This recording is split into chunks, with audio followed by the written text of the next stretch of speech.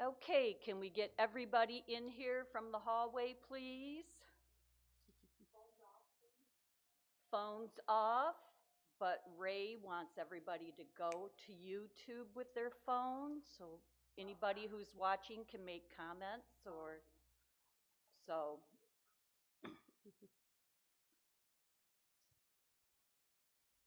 Okay, good morning.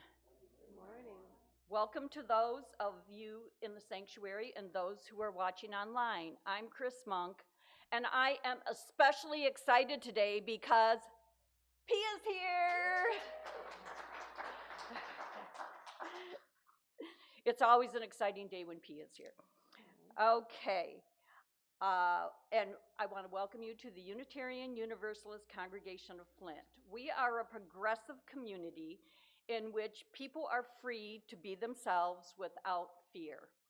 If you would like more information about Unitarian Universalism or our congregation, please feel free to talk to one of our ministers, and their contact information can be found at uuflint.org. If you're a visitor today and would like to receive our weekly email update, just fill out one of these, which is on the back of the seat backs, and that way you'll know what's going on. It doesn't mean anybody's going to call you or anything like that. You're not committing to anything. It's just that you will get a chance to be aware of what we're doing. We put out an email weekly. Okay, for announcements. Most of your announcements are on the back of your order of service, but a couple of announcements. If your Thanksgiving plans are still up in the air, you can join us here at 3 o'clock this Thursday in Nelson Hall for a big Thanksgiving feast. Please do let us know, though, if you are coming and if you're bringing something to eat. By using the sign-up sheet in the foyer, I didn't see one in the foyer today, but there will be one downstairs in Nelson Hall at coffee hour. Also, we hope that you can join us for a special soup social after church today. The meeting that we were going to have at 1 o'clock with the UUA has been canceled, postponed. Anyways, it's not happening.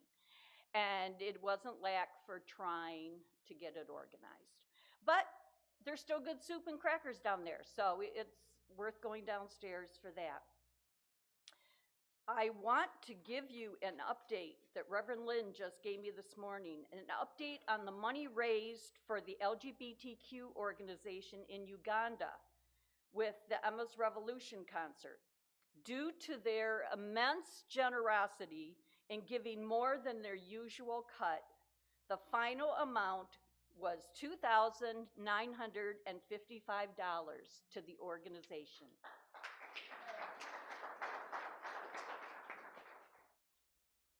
Okay, wonderful news.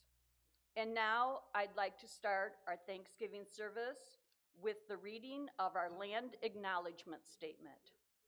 Our congregation acknowledges we stand on the traditional lands of the Council of the Three Fires and the Anishinaabe people, who were the indigenous inhabitants of Michigan. Our congregation supports Indigenous-led organizations and grassroots change movements, and we encourage others to do so as well. We also support Indigenous-led campaigns in their quest to have carefully chosen land returned to them. Now we'd like to light our chalice.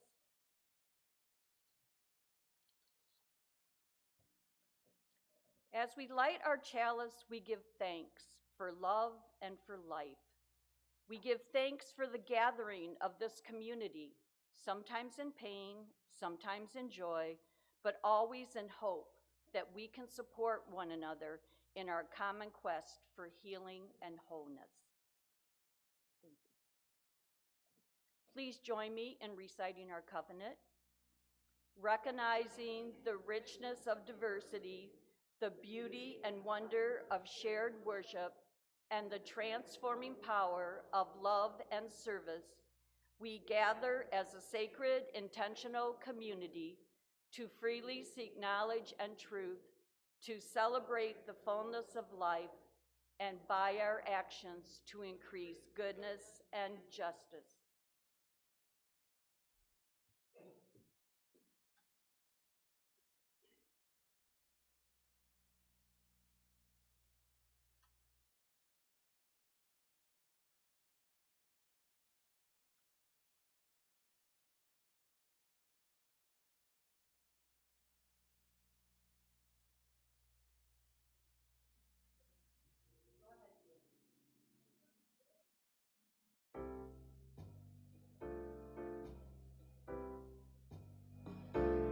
I see trees of green, red roses too.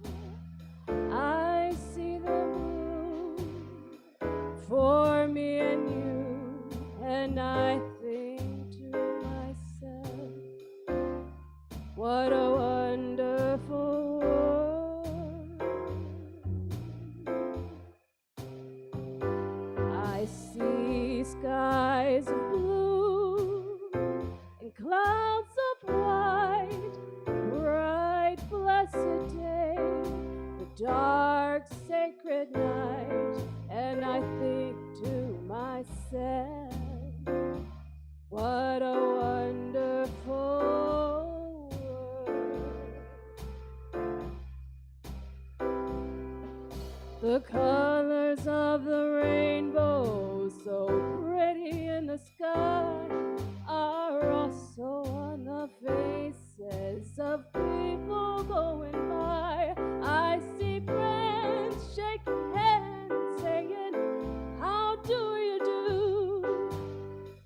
They're really saying, I love you. I hear babies cry. I watch them grow. They'll learn much more than I'll ever know. And I think to myself, what a wonderful world. Yes, I think to myself, what a wonderful world. Oh, yeah.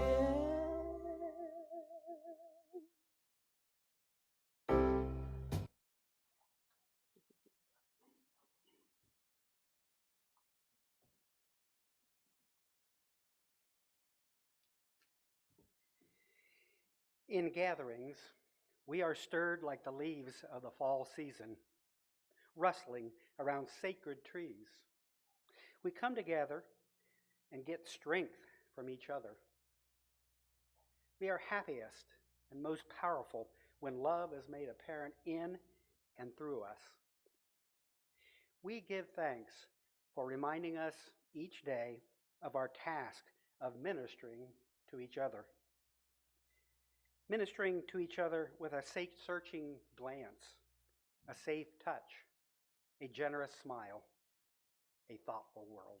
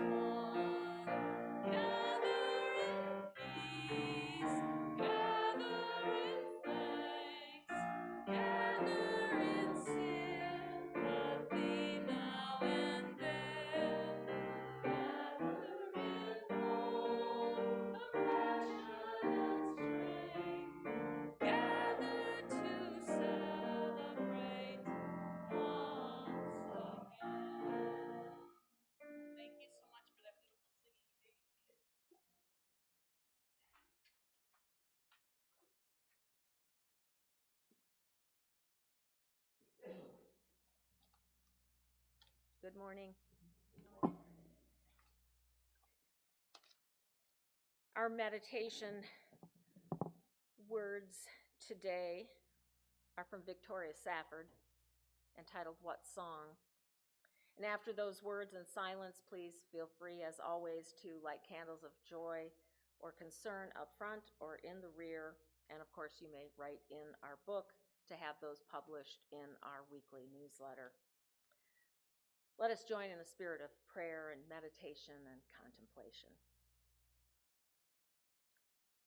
What if there were a universe, a cosmos, that began in shining blackness, out of nothing, out of fire, out of a single silent breath, and into it came billions and billions of stars, and near one of them, at some point, a world, a blue-green world so beautiful that clergymen were speechless, and scientists, in trying to describe it, began to sound like poets. What if there were a universe in which a world were born out of a smallish star, and into that world at some point flew red-winged blackbirds, and into it swam sperm whales, and into it came up crocuses, and wind lifted the tiniest hairs on naked arms in the spring. And into it at some point came onions out of the soil, and came Mount Everest, and also a coyote just after sunrise in the morning when the moon was full. And also at some point into that world came more animals, and all the elements, and more plants, and imagination, and the mind, and the mind's eye.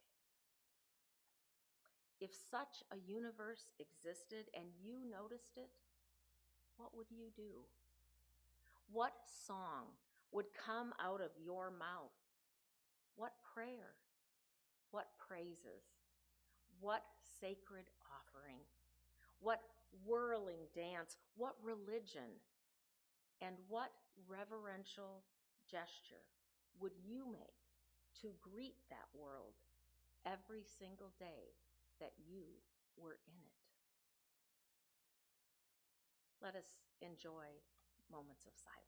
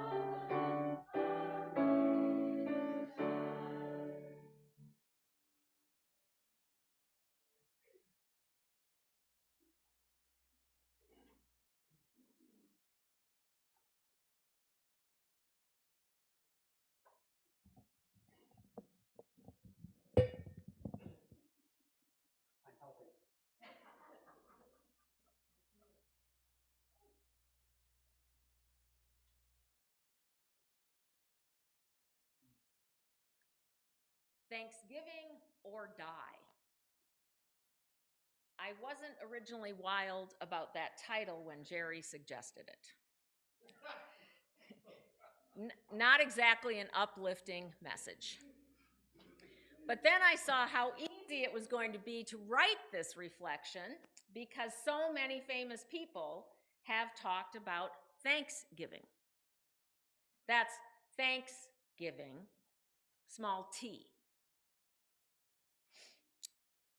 Although you aren't going to die if you don't lead a grateful life, it certainly won't be as good. And yes, of course, there's science to back it up.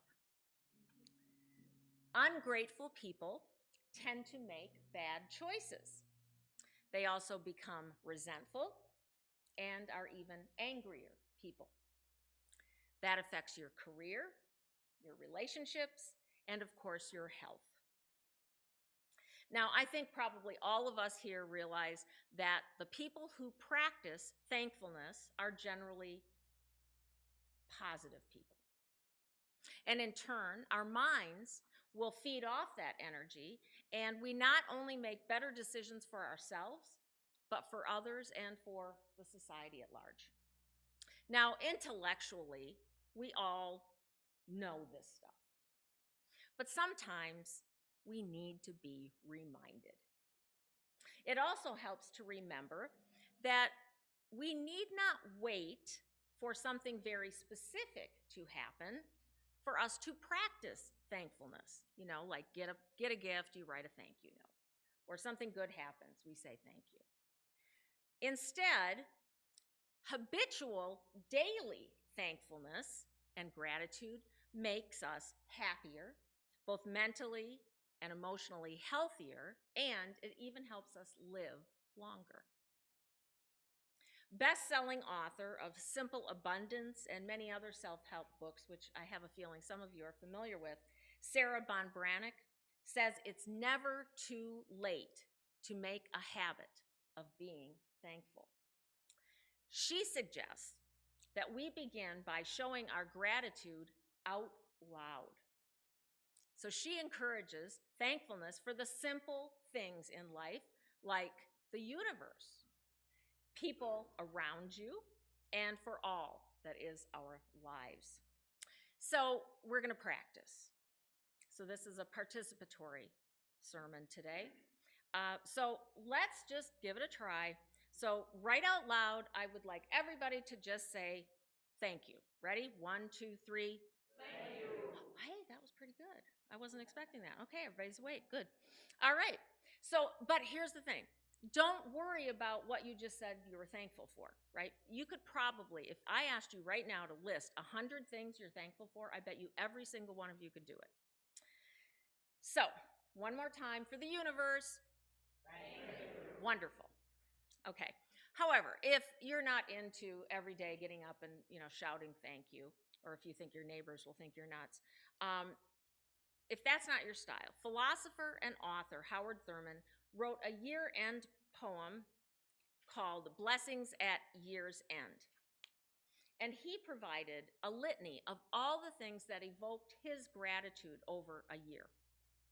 And these could also work as your out loud gratitude statement as well, but I'd like to share some of them with you. So he begins with, I remember with gratitude the fruits of the labors of others, which I shared in daily living. So every day we interact with others who help us go about our lives, right?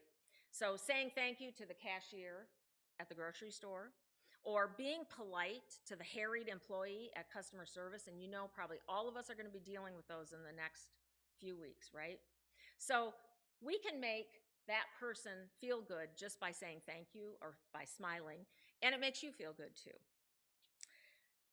English professor Sarah Adams calls it the philosophy of being cool to the pizza dude. This is what she writes. The dude is delivering pizza to young and old, gays and straights, blacks, whites, and browns, rich and poor, vegetarians and meat lovers alike. It is a practice in empathy. The dude's sleep the sleep of the just. Coolness to the pizza delivery dude is a practice in equality. I am equal to all I meet because of the kindness of my heart, and it starts with the pizza delivery dude. That which you bestow freely and willingly will bring you all the happy luck that a grateful universe knows how to return. So, let us show gratitude for the fruits of others' labor which we enjoy every day. Thurman's second blessing was, I remember the beautiful things that I have seen, heard, and felt, some as a result of my definite seeking, and many that came unheralded into my path, warming my heart and rejoicing my spirit. So when we maybe rise early and see a beautiful sunrise, appreciate stirring music, or are touched by someone that we love, we can be overwhelmed with joy. But sometimes we forget those little things because we're lost in our very complicated lives. As author Alice Walker wrote, I think it pisses God off if you walk by the color purple in a field somewhere and don't notice it. Although we may not necessarily believe that someone or something is trying to please us, let us try to be grateful for the beauty of life and the universe just as they are. So Thurman's next practice of thankfulness was what he called the moments of distress that proved to be groundless. Now, this is my favorite because I kind of love that an amazing intellectual and spiritual person like Thurman struggled with groundless distress. Because as I know I've mentioned to you before, it is somewhat of a specialty of mine. Actually, my mother and son are pretty accomplished at it as well. The absolute best greeting card I ever bought showed a cartoon person on the front who said, I think I worry too much. And the inside of the card said, this worries me. Am I not on? You're on. Okay. That one keeps cutting out. Okay. Bear mic. And I'll take a second to.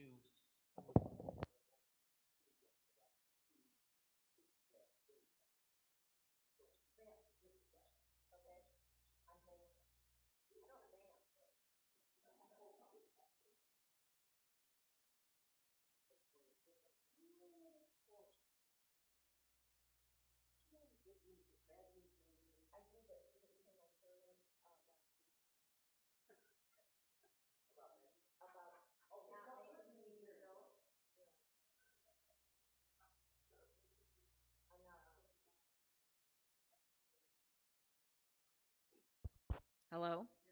Okay, thank you. All right.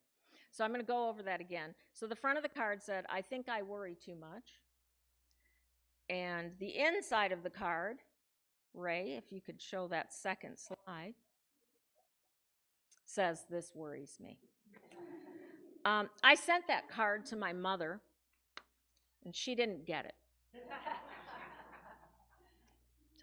So my family is so good at worrying about things that will probably never happen that I've often wondered if there could be a business in maybe my family worrying for others and get paid like by the hour for it. So if you want to try it, just see me after the service. Or maybe someone could figure out how to bottle that really great feeling that you get when that moment when you find out that the thing that you have been worrying about forever isn't going to come to fruition. I mean, that would be great. So, to varying degrees, we all worry, right? Justified or not. So, let's be grateful for those emotions because without them, joy and relief would be kind of meaningless. So, another blessing for which Thurman felt gratitude was what he described as catching glimpses of the meaning of life and the true character of human dignity from meeting new people. Now, perhaps you have had an experience by either meeting someone in person or maybe just reading about someone that really touched you. One such person I encountered was years ago, actually in seminary, through the diary of a young woman, Etty Hillesum, who would eventually die in Auschwitz in 1943. She wrote a truly inspiring diary that became a book about impending imprisonment in the camps. These are her words. I shall always be able to stand on my own 2 feet, even when they are planted on the hardest soil of the harshest reality. And my acceptance is not indifference or helplessness.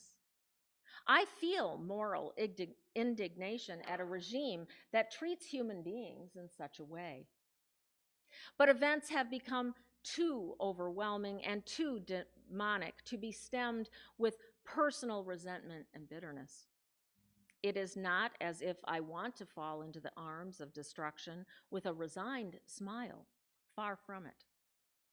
I am sustained by the certain knowledge that ultimately they cannot rob us of anything that truly matters.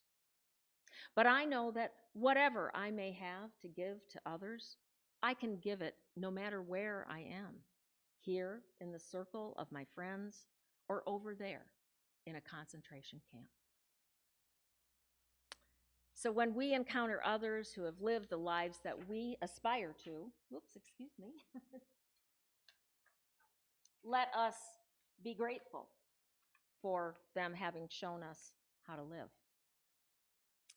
The final blessing that Thurman shared with us, I'd like to share with you, is the awareness of the Spirit of God that sought me out in my aloneness and gave to me a sense of assurance that undercut my despair and confirmed my life with new courage and abiding hope. Now, although UUs may say it differently, I think most of us would agree that our faith is one of hope. In times of war, we work for peace. When we see hunger, we provide sustenance. When rights are denied, we seek justice. This tradition is not one that gives in to despair, nor are we one to turn away from injustice or difficult issues.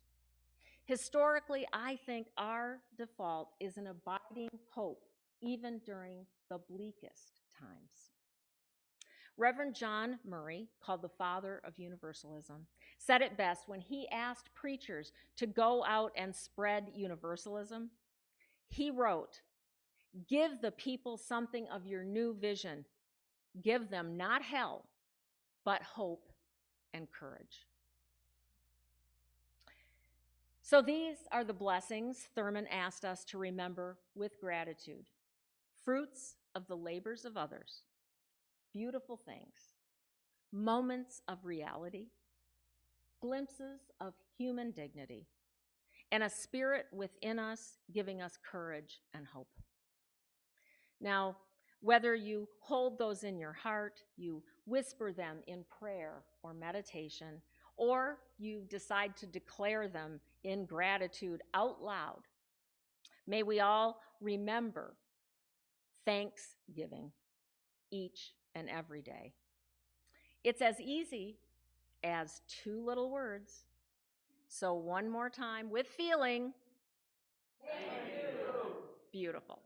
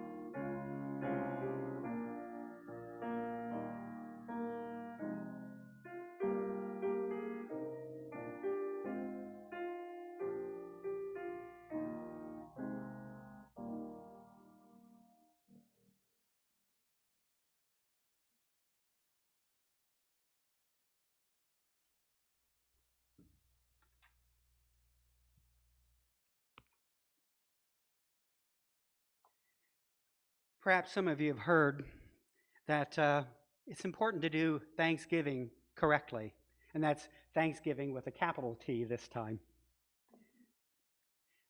I mean, of course, the Thanksgiving of the so-called first Thanksgiving of almost exactly 400 years ago.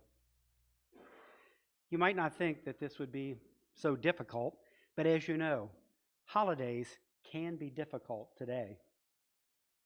Nevertheless, we want to do Thanksgiving correctly because our motto, if emblazoned on a t-shirt, would display the very irritating words, "Everything can be improved." And that is true. That is what progressive people do. And by improving things, you have fun, and it's fulfilling. It's not a drag. So let us together look at common misunderstandings about Thanksgiving and see if we can help America get their mythology right for everyone's sake, especially for the sake of Native Americans. And when we're done, I think we will feel thankful. These decorations you see on the screen tell a part of the story most Americans hear about the 1621 three-day fall feast. Everyone is happy, and it makes it look like the Indians and the English colonists were just BFF, best friends forever. The question is, how or can we even tell the whole true story at our Thanksgiving celebrations? Or is it just too sad? The whole story is a long one, but it's action-packed. By the time the Mayflower landed in 1620, the first people of New England had been there for 12,000 years. They hunted the woolly mammoth and mastodons with their spears. I have never hunted a woolly mammoth with a spear. I'm guessing it isn't easy. Over many hundreds of years, they eventually learned how to grow corn, squash, and beans, and do it in the same soil year after year. No easy trick. And like tourists touring New England, they ate fresh seafood all the time. They learned how to harvest the bounty of the sea with technologies like huge fish weirs that captured hundreds of fish at low tide. By 500 BC, they were having cultural exchanges with the people in what we now call Ohio. And they went adventuring as far north as Nova Scotia in their sturdy dugout canoes. In short, they didn't live in a wilderness that needed taming or conquering. I mean, they had roads that they maintained and houses that were more elaborate and efficient than those of the Pilgrims. I mention all of this because when I started writing this sermon, and before I had done all of my reading, I didn't fully realize that the average life of the average Wampanoag was good. So I got re-educated and then found the following sentences that I had written days earlier about the Pilgrims. So, cue the dramatic music. Here was my sentence. These Europeans risked death crossing a dangerous ocean to live in an equally dangerous wilderness. Oops. I had repeated some inaccurate mythology that I had heard all my life. It happens so easy when you're looking for drama. That's my excuse anyway. The Wampanoag people, proud descendants of those who slayed prehistoric beasts just to make a living, had been putting up with Europeans for nearly 80 years when the Pilgrims touched Plymouth Rock. The English, the French, and the Dutch had traded with them, fought with them, enslaved them, and desecrated their burial grounds. The Wampanoag, in turn, raided these Europeans, sometimes capturing them and torturing them. The Europeans brought iron tools, that the Wampanoag wanted, but also a disease that from 1616 to 1619 killed tens of thousands of them. Such a deadly disease was a complete mystery to them. They'd never seen such a thing, and it haunted them. They thought a Frenchman had cursed us some years earlier. Had his curse brought down the wrath of his Christian God upon us? And to make it worse, the enemies of the Wampanoag, the Narragansetts, were threatening their very existence because they were now so weak. As chance would have it, in the winter of 1620, it had been a harsh one for the colonists that today we call pilgrims. Most of them had come to America first and foremost to escape the bishops and the priests of the Church of England. They had experienced the problems of over-organized authoritarian religion, and so they wanted to be their own bosses. That made them basically the first Unitarian Universalists in America. The direct descendants would be Unitarians who, over the course of 200 years, fought their way out of Calvinism. This is another reason, another good reason, we need to get Thanksgiving correct. The so-called Puritans in the funny hats with the buckles on them, they are part of our own history. But they were no good at camping out in North America. 78% of the women and 20% of the men who had traveled on the Mayflower had perished in the winter of 1620. There were only 50 colonists to attend the so-called First Thanksgiving in 1621. The Thanksgiving story that we have the job of telling correctly has to say somehow that the 50 Europeans and the 90 Wampanoags that met and ate for 3 days were all in trouble, all in great pain. The leader of the tribe, Amasaquin, he, mistakenly known as Massasoit at times, he called the colonists little children, and with good reason. They didn't know the basics of farming or fishing on the New England coast, and he knew they would die without help. The natives outnumbered the Europeans 60-1, and they could have killed them easily, but instead they taught them how to grow food and catch fish. The author of a book about the whole story of the 1621 get-together, that the book is entitled, "This Land is Their Land." The author is David Silverman. And Silverman makes it clear that most of the 5,000 members of today's Wampanoag tribe want just one thing, for their story to be told completely and truthfully. He describes the turmoil school-age young members of the tribe experience when they have to sit through lessons every Thanksgiving that make the pilgrims into the heroes and their ancestors into stupid, bloodthirsty savages. It still happens today, oftentimes in the school Thanksgiving pageant.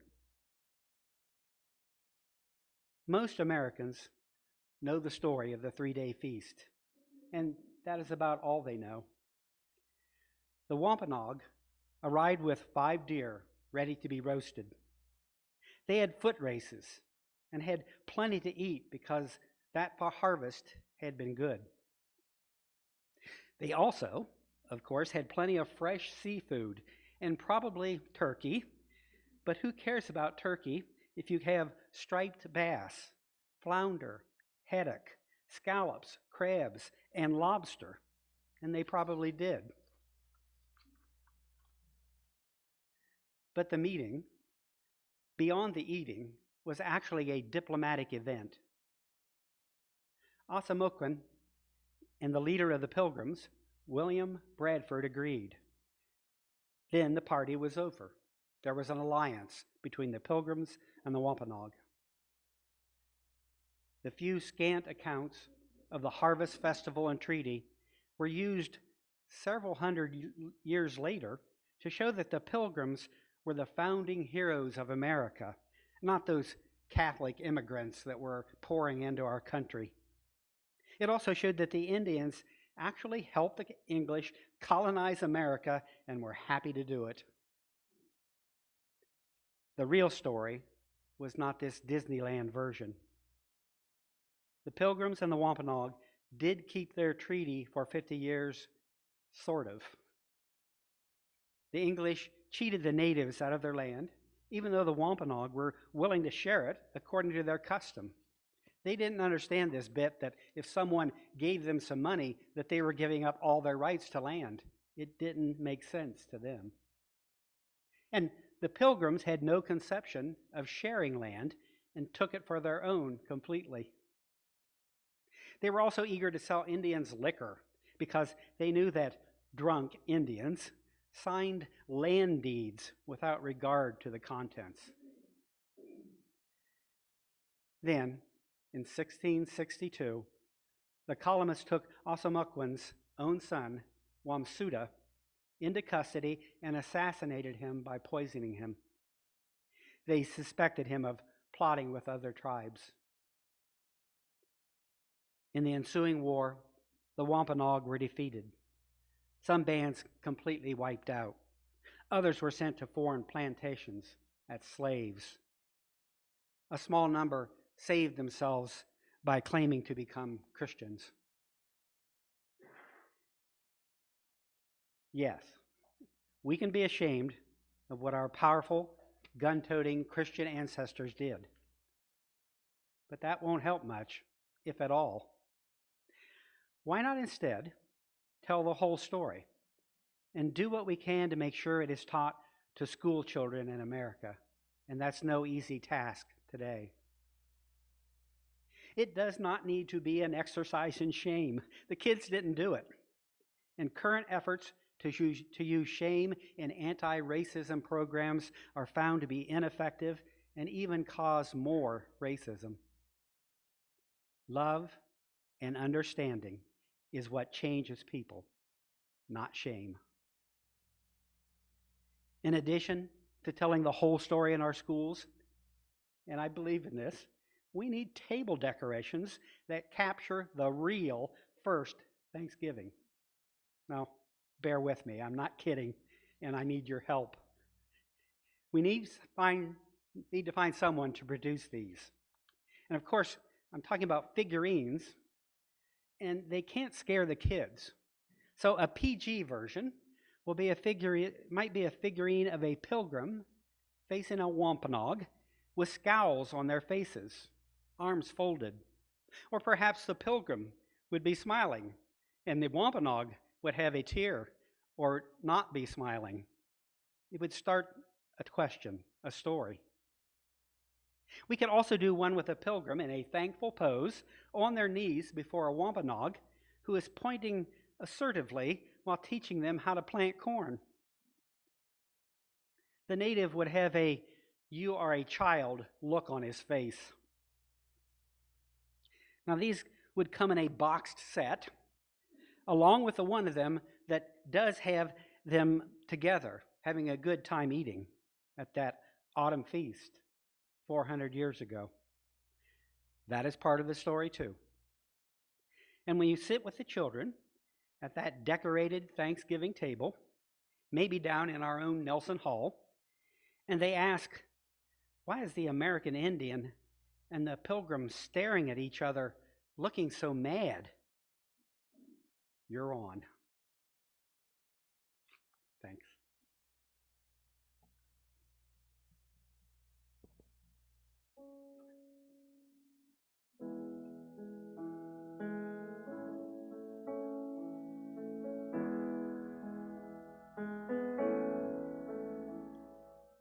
Grateful for each hand we hold, gathered round this table, From far and near we travel home. Blessed that we are able, grateful for the sheltered place, with light in every window. Say, welcome, welcome, share this feast. Come in away from sorrow. Father, mother, daughter, son, neighbor, friend, and friendless, all together, everyone, in the gift of loving kindness.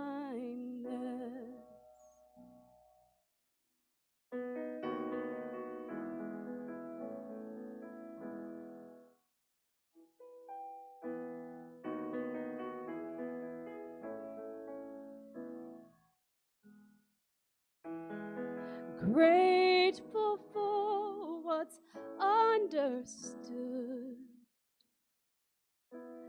and all that is forgiven. We try so hard to be good and lead a life worth living. Father, mother, daughter, son, neighbor, friend, and friendless, all together, everyone, let grateful days be endless. Grateful for each hand we hold,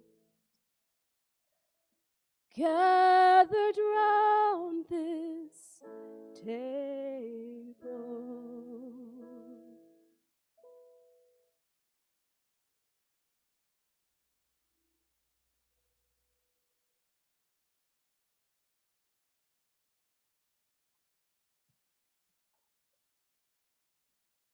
Thank you, Pia.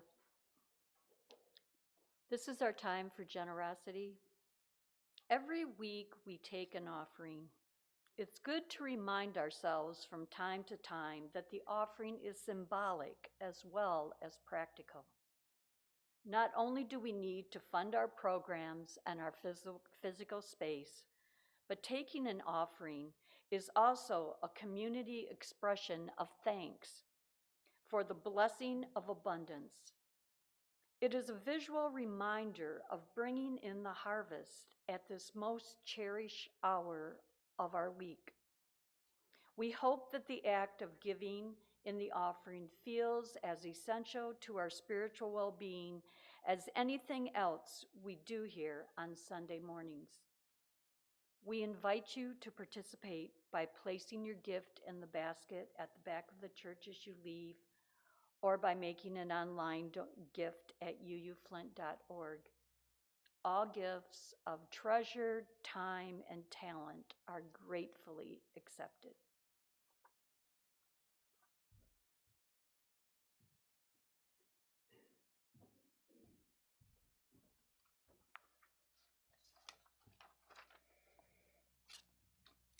Give us thankful hearts in this season of thanksgiving. May we be thankful for health and strength, for sun and rain and peace. Let us seize the day and the opportunity and strive for that greatness of spirit that measures life not by its disappointments, but by its possibilities. And let us ever remember that true gratitude and appreciation shows itself neither in independence nor satisfaction, but passes the gift joyfully on in larger and better form.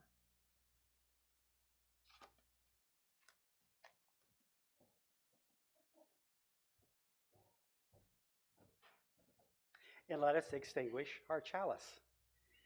We extinguish this flame, but not the light of truth, the warmth of community, or the fire of commitment.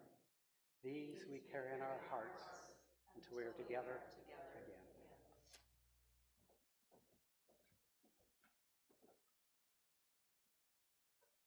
The last hymn is 1064.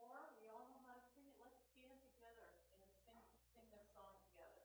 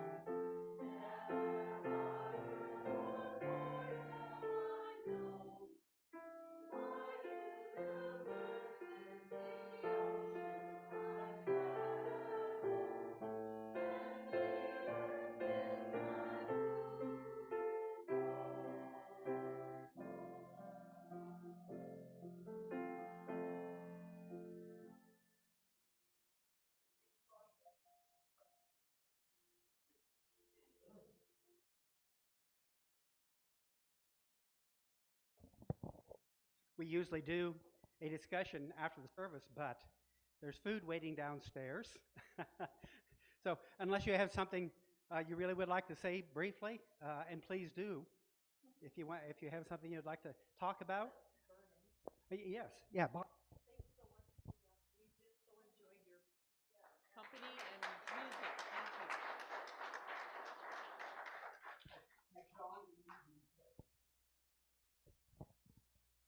I have a question for our moderator, Sue. I learned this morning in print and by the announcement that the meeting is canceled. Here's my question. Can we meet? I would love to hear you read or the authors read their questions. I'd love to have other people get a chance to discuss. Okay, we're going to Mary Jo and I are going to talk at coffee hour, and we're going to, it's not canceled, it's postponed. It's going to be done. Okay. We're just not quite there. We're just like a quarter of an inch or an eighth of an inch away, and we want to do it right. As always, I respect